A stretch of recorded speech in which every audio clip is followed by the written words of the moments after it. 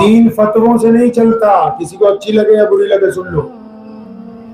दीन तकवे से चलता है, मोहम्मद रसूलुल्लाह सल्लल्लाहु अलैहि वसल्लम की पैरवी से। और वैसे आप लोग फतवा क्यों लेते हो पता है ना तुम्हें? अभी पता है फतवा क्यों लो? मैं बताऊं? फतवा लिख के लाएंगे अपने पास से, बस इमाम को उतारना है हर हालत में, जो बोलोगे कोर्ट लगाना है। कभी फतवा लिख के लाएंगे अजीब प्रधान के खिलाफ फतवा चाहिए, कभी अपने सगे भाई के खिलाफ फतवा चाहिए, कभी अपने पड़ोसी के खिलाफ फतवा। इसीलिए जाते हैं कि नहीं? अरे ईमानदारी से बताओ, जब फतवा लेने जाते हैं हम अपने मुतालिक लेने जाते हैं या अपने मुखालिफ के मुतालिक लेने जाते हैं? भाई अगर मुखालिफ के मुतालिक फतवा लेने जा रहे हैं तो हम शरीयत पर नहीं चल रहे, हम अपने मतलब के सवाल लिखते हैं। सारे मौलवी बैठे हैं, आप भी सुन लो। पूरे मुल्क से अगर फोन आ जाए ना, पूरे मुल्क से अगर फोन आ जाए कि जी मौलाना कोई मसला बता दो, तो मैं उनको पता क्या कहता हूं कि अपनी मस्जिद के इमाम के पास जा मसला पूछने के लिए। क्यों? शरीयत ने कहा फतवे का मसले का बताने का मुकल्लिफ वो मौलवी है जो फतवा लेने वाले के कारनामों को जानता हो। नहीं समझे? उसे पता हो ये ठग है, सूदखोर है, बेईमान है, बदमाश है, अपनी बहन का हक मार रखा है क्या ये? अब 600 किलोमीटर से मुझे फोन करेंगे तो मुझे तो अपनी मतलब की बताएगा ना भाई। फतवा देने का असल हकदार मस्जिद का इमाम है, इमाम मुफ्ती नहीं है तो उसका उस्ताद या उस इलाके के मदरसे का बड़ा मौलवी, उसको पता हो कि ये सामने वाला फतवा ले क्यों रहा है, इसका मकसद क्या है फतवा लेने से। क्योंकि सवाल तो कोई भी अपनी मतलब के उतारने का। तो खैर बात ये चल रही थी फतवा किसके लिए लेते हैं भाई? दूसरों के लिए। अब अगर खुद अच्छे बनना हो तो क्या करें? सुन्नत के ऊपर चलना होगा। अच्छे बनना हो तो क्या करें जी? तो चलेंगे सुन्नत पर इंशाअल्लाह।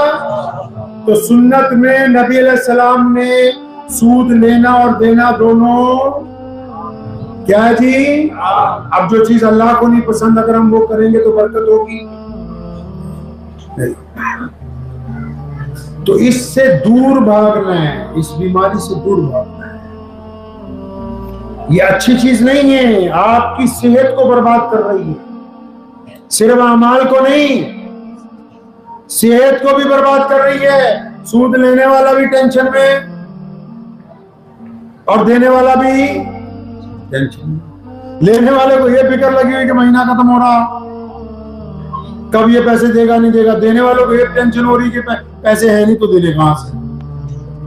तो दोनों ही बीमार हो रहे हैं और पैसे कहां जा रहे हैं? दवाइयों के ऊपर खर्च हो रहे हैं। तो इसलिए इस बात को ज़हन नशीन कर लें। और ये जो आपके हाथ में मोबाइल है ना, जो मोबाइल, इसको इस्लाम के लिए, खुदा के लिए इस्तेमाल, अपने समाज के लिए, अपने देश के लिए इस्तेमाल, खुराफात के लिए इस्तेमाल। मैंने सब मौलवियों को कहा अभी क्या क्या महाराष्ट्र में कि हर एक मस्जिद का एक यूट्यूब चैनल हो, पता नहीं किसको अच्छी लगे या ना लगे, हर एक मस्जिद का एक फेसबुक पेज हो, इंस्टाग्राम का पेज हो। उसकी वजह ये बताता हूँ तुम्हें कि जिस तेजी से हम ऑनलाइन जा रहे हैं, 2-4 साल बाद अगर आपका नौजवान बच्चा रात को घर पे बैठा है और उसके दिल में ख्याल आया कि मैं सैयदना अबू बकर सिद्दीक रज़ियल्लाहु अन्हु के बारे में कुछ पढ़ूं, तो इंटरनेट की बड़ी बीमारी ये है कि जब हम उस पर कुछ लिखते हैं कि फलां चीज के बारे में बता, तो सबसे पहले वो नजदीक की मालूमात को इकट्ठा करें।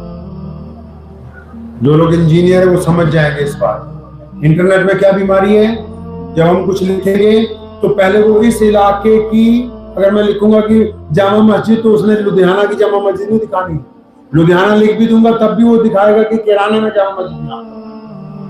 अभी अगर मैं अपने मोबाइल में लिखूं जामा लुधियाना, तो वो उसको बाद में दिखाएगा, पहले मुझे बताएगा भी यहाँ भी है। तो अगर हमने इंटरनेट पे पूरे इस्लाम को अपलोड नहीं किया, अब किसी बच्चे ने लिखा कि सैयदना अबू बकर सिद्दीक कौन है, अब हमारे मौलवी अगर चुप है इंटरनेट पे, तो उसमें जो इस्लाम मुखालिफ ताकतें हैं उन्होंने अगर ये भर दिया कि नौज़ुबिल्लाह अबू बकर सिद्दीक रज़ियल्लाहु ताला अन्हु के हम दुश्मन हैं, तो उस बच्चे के दिमाग में जो पहले दिन बात बैठ जाएगी, फिर हम सब जलसे करके भी समझाते रहेंगे, उसकी समझ आने वाली नहीं। इसको अच्छाई के लिए इस्तेमाल करेंगे। इमाम हसन रज़ियल्लाहु ताला अन्हु का नाम सुना है भाई? इमाम हसन रज़ियल्लाहु अन्हु का नाम नहीं सुना? अरे रसूलुल्लाह सल्लल्लाहु अलैहि वसल्लम के नवासे हैं, मौला अली करमुल्लाह वजहू के बेटे, सैयदा फातिमा ज़हरा के बड़े बेटे, इमाम हुसैन शहीद के बड़े भाई, मुसलमानों के 5वें खलीफा, जिनको 5वां खलीफा बनाया गया, जिन्होंने खिलाफत इसलिए छोड़ दी कि मुसलमानों के दो गिरोह आपस में ना लड़े, जिनको जहर देके शहीद किया गया। और कब ये बात है तुम्हें पता लगेगी? अगर अपने उलमा के पास नहीं बैठोगे, तुम्हें दीन समझाएगा।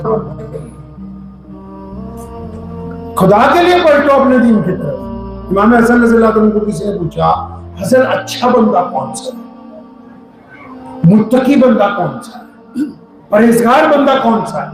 सुनो इमाम साहब रज़ियल्लाहु अन्हु ने क्या कहा।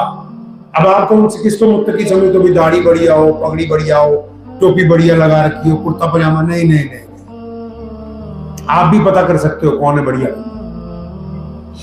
हज़रत इमाम साहब रहमतुल्लाह अलैह फरमाते कि जो बंदा घर में तन्हा हो, चाहे बच्चा है, बूढ़ा, जवान, औरत, मर्द, कोई भी, आज वो रात को कभी तन्हा लेटता है अपने कमरे में, फरमाया जब जिसकी तन्हाई पाक है, तन्हाई पाक है, वो अल्लाह का वली है। मिसाल के तौर पे जब आप लेट गए, अब आप किसी की बेटी के बारे में सोच रहे हो, उसका नंबर मिल जाए, तो इसका मतलब आप बदमाश हैं। आप लेट के ये सोच रहे हैं कि सुबह दुकान पे फला बंदे को 2000 की ठगी मारनी है, इसका मतलब आप ठग गए। आप लेट के ये सोचते हैं कि अपनी बहन को किसी हालत में भी जमीन में से हिस्सा नहीं देना, तो इसका मतलब आप घासिब हैं। आप लेट के ये सोचते हैं कि सुबह पड़ोसी नजर आएगा तो पहले मैं इसकी बेइज्जती करूंगा, तो इसका मतलब आप बदमाश हैं। आप तन्हाई में सोचते क्या है? खुद तय करो ना। हम जितने लोग यहाँ बैठे, खुद तय करो, हम तन्हाई में क्या देखते हैं। मुझे अपने वालिद साहब रहमतुल्लाह अलैह से बचपन से इश्क है, उनके एक एक अदा को, लेकिन जब उनका इंतकाल हुआ, मेरा ये मानना है कि मेरा इश्क में 1000% इजाफा हुआ। वो कैसे हुआ? जब उनका इंतकाल हुआ तो उनका मोबाइल किसको मिलना था विरासत में? भाई मुझे मिलना था ना।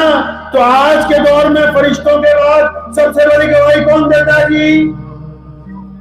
आप में हिम्मत है कि आप अपना मोबाइल किसी को दे दें? है आप में हिम्मत? हमने अपने वालिद के मोबाइल को देखा, अच्छी तरह संभाल के, इतना इश्क में इजाफा हुआ, सिवाय मोहम्मद रसूलुल्लाह की बातों के, सिवाय नबी अलैहिस्सलाम की नातों के, सिवाय दीन की तबलीग के, कोई दूसरी शय दूर दूर तक नजर ही नहीं आई। तो इसी को तो आशिक कहते हैं। मेरी जेब में नहीं है मोबाइल, लोगों के पास है। हमारे दफ्तर के तमाम लोगों ने, किसी ने उस पर तोड़ दिया। अगर हम अपने मोबाइल पर तोड़ लगाएंगे तो फिर हम यहाँ बैठकर झूठ बोलेंगे, क्योंकि हम कुछ ऐसी चीजों को छुपाना चाहते हैं जो हमारे दोस्तों को पता ना लग जाए। जिस दिन उधर तोड़ लग जाएगा उस दिन फिर ये वाली बातें बिल्कुल खत्म हो जाएंगी, क्योंकि हम दोगले बन जाएंगे, क्योंकि हम चाहते हैं कि मोबाइल में अय्याश रहे और लोगों के सामने फिर अच्छे बन जाए। ऐसा मुमकिन नहीं हो सकता है। अपने किरदार को तो तय करें, कम से कम हम मुसलमान है यार। इस्लाम ने ये थोड़ी कहा कि सारी दुनिया मुसलमान हो जाएगी, लेकिन ये कहा कि हमारा एक हिंदू भाई, हमारा एक सिख भाई, हमारा एक दलित भाई, हमारा एक जैनी भाई इस बात को कहने के लिए मजबूर हो जाए कि ये मुसलमान है, इसने कभी ठगी नहीं मारी, ये मुसलमान है, ये मेरी बेटी की तरफ गंदी निगाह नहीं डालता, ये मुसलमान है, ये मुझे ताना नहीं देता, ये मुसलमान है, ये मेरे साथ ज्यादती नहीं करता। हमारा किरदार ही तो है जो आज कायनात में इस्लाम सबसे बड़ा मजहब बना हुआ है। हमारे पास कोई दौलत थोड़ी है, मेहनत थोड़ी है, किले थोड़ी है, फौजें थोड़ी है। मुसलमानों का किरदार ही तो है जो मोहम्मद रसूलुल्लाह ने अता फरमा रखा। आज पूरी दुनिया में इस्लाम जो है पूरी दुनिया का सबसे बेहतरीन मजहब है, सबसे आगे जो रफ्तारी के साथ बढ़ रहा है। तो आप इस्लाम की बरक रफ्तारी में हिस्सा डालेंगे नहीं? इंशाअल्लाह डालेंगे, इंशाअल्लाह। इस्लाम की फोटो देखिए, नहीं देखी? दिखा दूं, फतवा में लगा दूं बाद में मौलवी साहब की फोटो, लेकिन दिखा देता हूं। अपना मोबाइल खोलिए, अपनी फोटो उसमें देखिए, सिर्फ अपनी। भाई के लिए, रिश्तेदार के लिए, दोस्त के लिए, अपनी। उस फोटो को आज रात को जाके आराम से देखना है और फिर अपने आप से पूछना है, क्या इसको देख के हमारा कोई गैर मुस्लिम भाई ये तो नहीं कहता कि ये बदमाश है? इसको देख के मोहल्ले की कोई बेटी ये तो नहीं कहती कि हमारी तरफ गंदी निगाह डालता है? इस फोटो को देख के ये आपको आज तय करना है कि ये फोटो वाला बंदा बेईमान तो नहीं, शराबी तो नहीं, सूदखोर तो नहीं, ये गेम खेल के उसमें पैसे तो नहीं लगा रहा।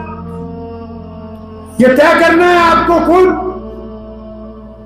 अगर आप ये तय करने में कामयाब हो गए, सुन लो मेरी बात, मैं मानता हूं मरने के बाद बहुत कुछ होने वाला है। मैं बहुत सारे मौलवियों से गुजारिश भी की, तुम सुबह शाम बताते हो मरने के बाद ये होगा। अरे कुछ जीने की बातें भी कर ले कि जीना कैसे है। मरने के बाद की जिंदगी का आधार किस पे है? इस जिंदगी पे तो हमारे पास। इसको अच्छा बनाएंगे इंशाअल्लाह, बनाएंगे अच्छा इंशाअल्लाह।